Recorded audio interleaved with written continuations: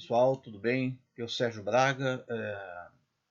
Nós vamos hoje dar continuidade àquela aula anterior que a gente viu sobre a periodização da história política brasileira, dando conta daquelas complexidades horizontais e verticais do sistema político brasileiro que a gente mencionou no início do curso. E nós, na aula anterior, a gente viu basicamente as periodizações do Bresser e do Bolívar Lamounier. Hoje nós vamos ver a do Décio Sais e a abordagem do Edson Nunes sobre o legado do período 30 a 64, que alguns autores qualificam isso simplificadamente com a Era Vargas, no sistema político anterior e as instituições que foram criadas naquele período. Então, a exposição vai seguir esses dois pontos aqui. Primeiro, nós vamos ver a visão do Décio Sais sobre a evolução do sistema político brasileiro, especialmente o diálogo dele com o Floresta Fernandes. E o segundo é o diálogo, o legado desse processo, de maneira, tal como exposto pelo Edson Nunes. São dois trabalhos aí muito influentes e muito importantes que vocês devem saber, pelo menos que existem.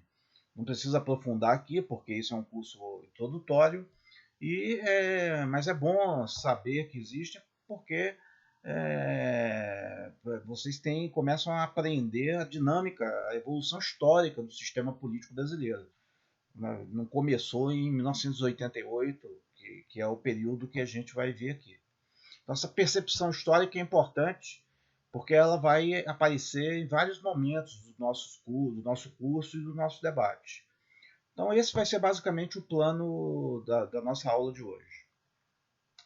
As referências básicas são esses quatro trabalhos fundamentais. Não é leitura obrigatória do curso, eu mencionei aqui porque são trabalhos de fôlego, para vocês lerem num nível mais avançado. Vocês vão ler em outros momentos do curso, nos cursos de pensamento social brasileiro e outras disciplinas. Eu vou só mencionar aqui para vocês saberem que existem, que são trabalhos importantes sobre a política brasileira, assim como os trabalhos do Bolívar Lamounier e do Brescia Pereira, que a gente viu anteriormente.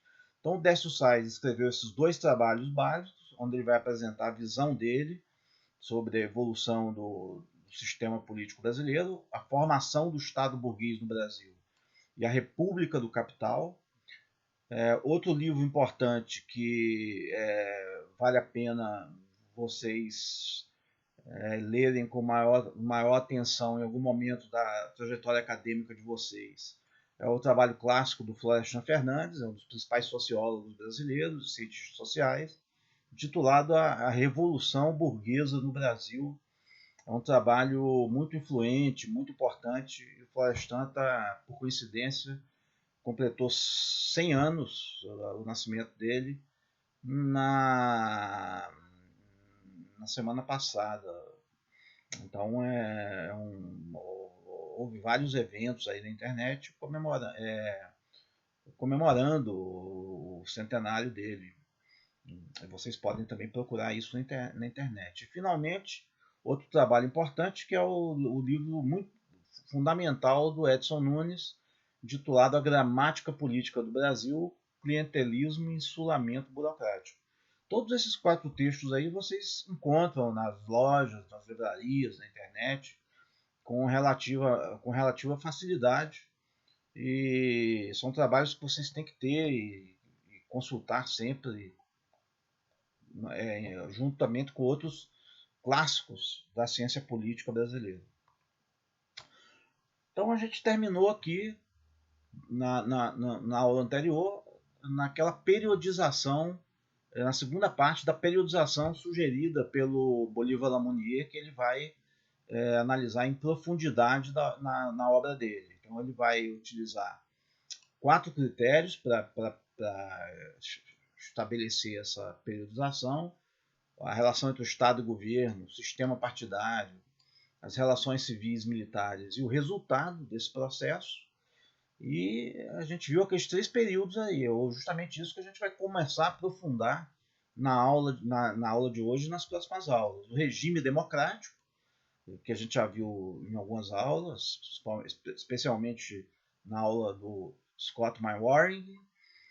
O regime militar, que a gente vai ver na sexta-feira, e com maior grau de profundidade, e o novo regime democrático, que é o objeto do nosso curso. A gente vai ver vários elementos desse sistema político aí ao longo do curso. O foco é a compreensão desse sistema político que se formou a partir da redemocratização do Brasil em 1988.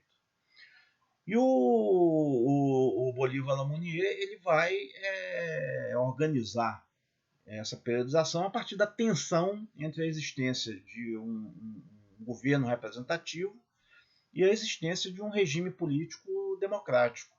Então, para ele, não precisa a representação política, ela é um pré-requisito do regime democrático, mas pode haver representação política sem democracia. No Brasil, por exemplo, na República Velha e no Império Brasileiro, houve eleições e havia partidos políticos, sistemas eleitorais, mas não haviam as 3 condições que ele vai afirmar de uma democracia, que é um corpo eleitoral autônomo, uma competição pelo poder entre forças políticas divergentes, o pluralismo, e, por fim, uma incerteza quanto aos resultados das eleições. Você tem uma imprevisibilidade aí que é gerada pela possibilidade de alternância. Então, quando você tem uma força que controla todo o processo eleitoral, não existe um pluralismo de fato, existe uma ditadura ou um predomínio muito estrito de uma das forças, um regime autoritário disfarçado de uma democracia. E as instituições representativas terminam funcionando como uma forma de legitimar esses regimes políticos autoritários. E para o Bolívar Lamounier foi o que ocorreu, por exemplo, no regime militar, no período da República Velha e no Império. Você havia instituições representativas, havia eleições, mas não havia uma democracia de fato. Apenas no período 45 e 64, e depois, no período pós-85, passou a haver uma democracia no Brasil, mas uma democracia assim, uma democracia precária, principalmente no período 45-64, cheio de problemas de funcionamento. Então haviam partidos, havia um bipartidarismo, por exemplo, nesse período do regime militar, e isso provocou uma redemocratização, um período de redemocratização que foi bastante rico. Por isso que a dinâmica do regime militar aqui foi rica, né? Porque ele preservou as instituições políticas democráticas. Havia eleição, havia partidos políticos funcionando, embora fosse um bipartidarismo, mas não havia uma democracia de fato, porque não havia sem certeza, havia uma certeza, né, quanto às forças que controlavam o sistema político. Não havia possibilidade efetiva de alternância política, sempre eram os militares ou aqueles nomeados pelos militares que controlavam o aparelho de Estado.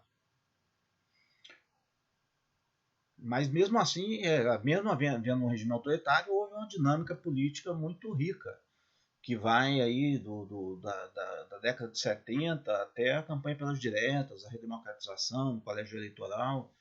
Tudo isso é importante, é muito importante que vocês saibam essas características, e a gente vai ver isso ao longo do curso com a relativa profundidade, embora não vai ser o objeto principal do curso.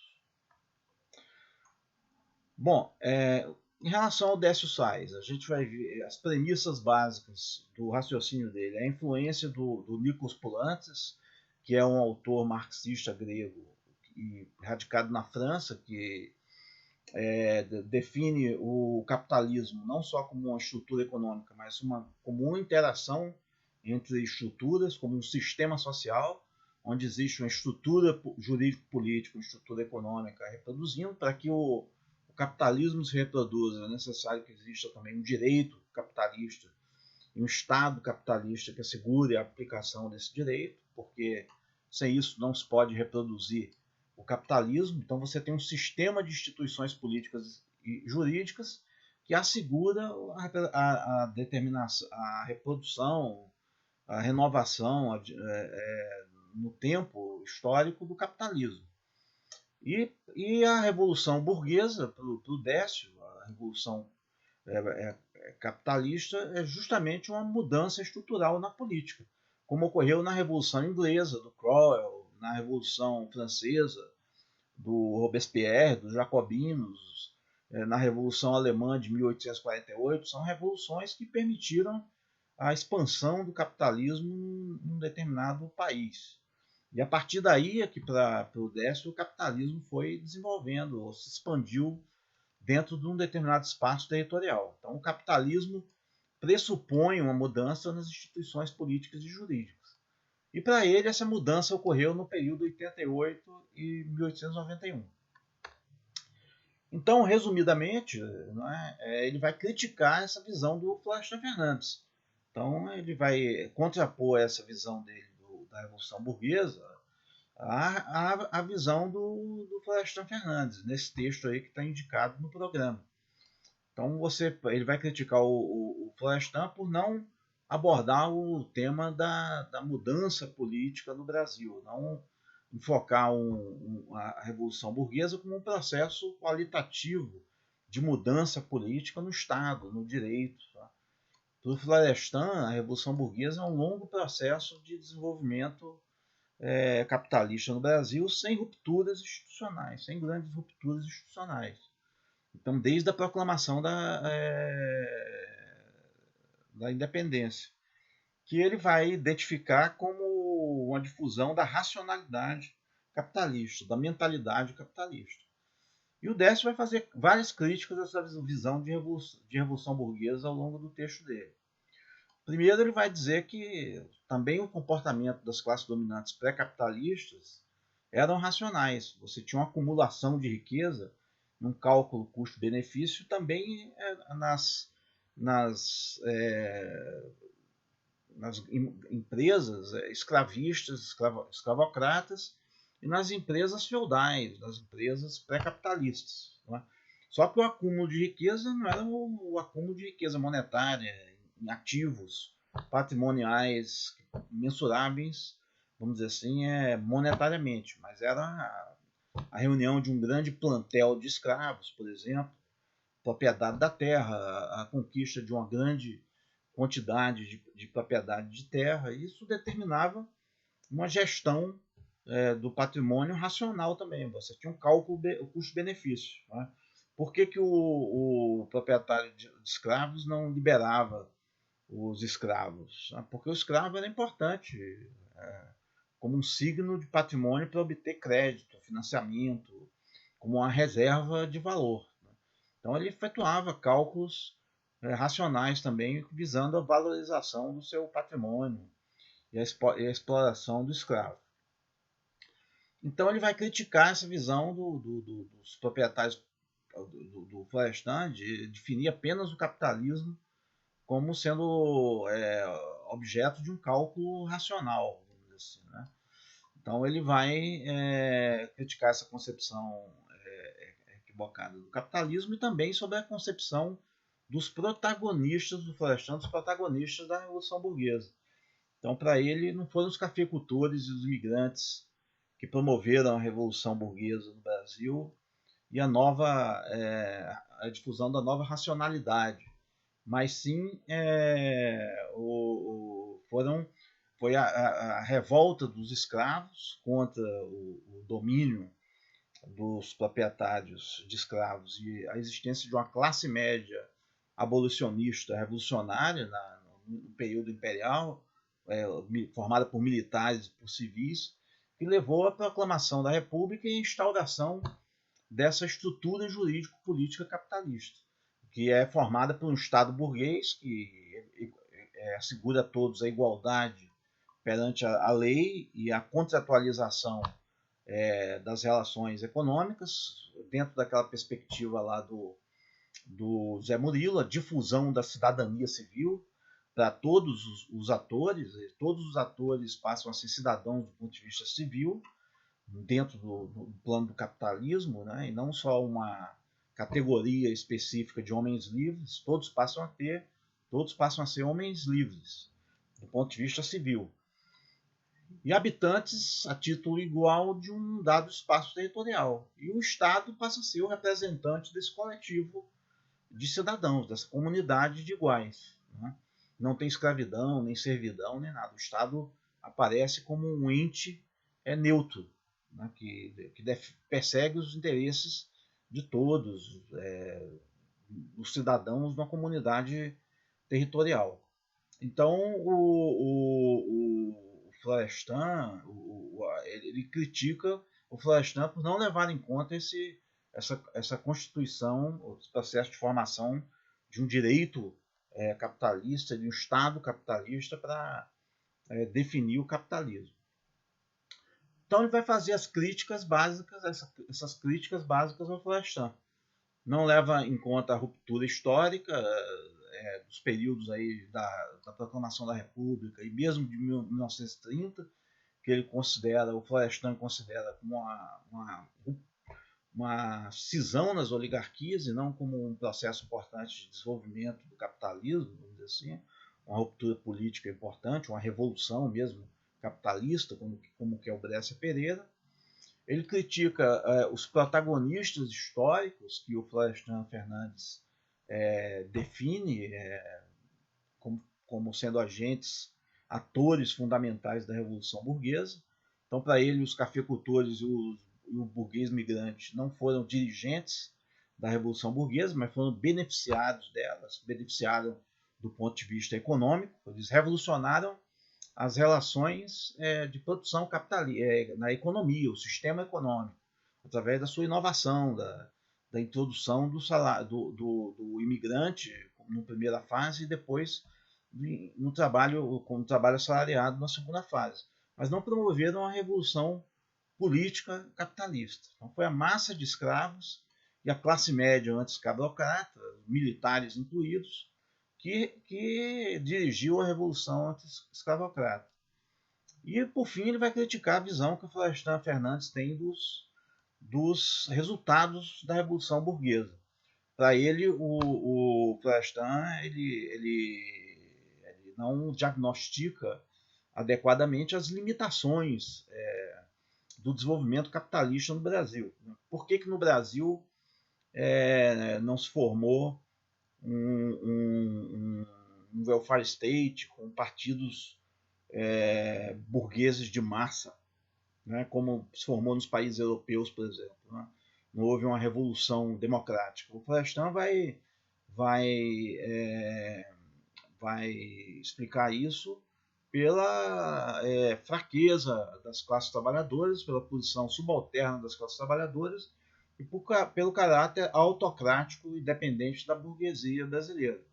E o Décio vai criticar essa visão, vai mostrar que, apesar dessas limitações da Revolução Burguesa, você teve uma alternância de períodos democráticos, né, e de desenvolvimento industrial acelerado com períodos ditatoriais e que, apesar dessas limitações, houve um desenvolvimento capitalista acelerado no Brasil ao longo do século XX, que levou a sociedade brasileira para novos patamares de evolução social, apesar da manutenção das desigualdades, das limitações da cidadania.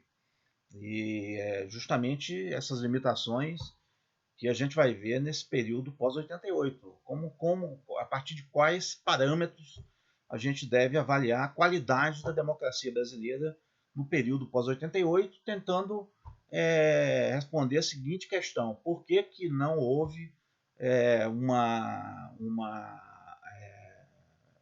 formação de um welfare state democrático, um welfare state, um estado de bem-estar no Brasil, que assegurasse direitos sociais para todos, ou a formação de uma cidadania plena, como quer o Zé Murilo no Brasil no pós-88. E porque não houve também um sistema político moderno com um grande partido de esquerda de massas, com uma grande bancada no parlamento, como são as democracias europeias, onde existe o Partido Social-Democratas, partidos socialistas, com maioria no parlamento, com grandes bancadas no parlamento. Então a gente vai ver isso na próxima aula, e na segunda parte dessa aula, que essa aqui é só a primeira parte.